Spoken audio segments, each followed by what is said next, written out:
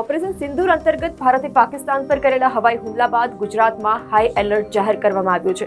ભારત અને પાકિસ્તાન વચ્ચે તણાવને લઈને પાકિસ્તાનને અડીને આવેલ કચ્છ જિલ્લામાં સુરક્ષામાં વધારો કરવામાં આવ્યો છે. જાહેર સ્થળો ઉપર સુરક્ષા વધારી દેવામાં આવી છે.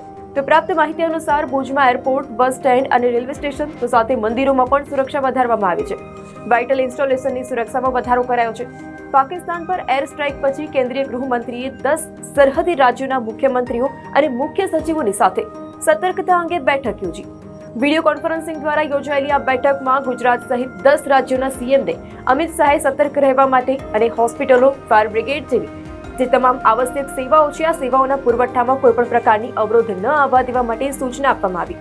તો આ તરફ અમદાવાદ એરપોર્ટથી ભુજ, જામનગર, રાજકોટ જતી બધી જ ફ્લાઇટ્સ રદ કરવામાં આવી છે. સુરક્ષા દળોએ સરહદી વિસ્તારોમાં ચેકિંગ વધાર્યું. આ સાથે જમીન સુરક્ષા વધુ કડક બનાવવામાં આવી છે. આ ઉપરાંત ગુજરાત પોલીસના કર્મચારીઓની રજા પણ રદ કરી દેવામાં આવી છે. રાજ્યના ડીજીપી વિકાસ સહાયના આદેશ પર તમામ પોલીસ કર્મચારીઓની રજા રદ કરાઈ છે.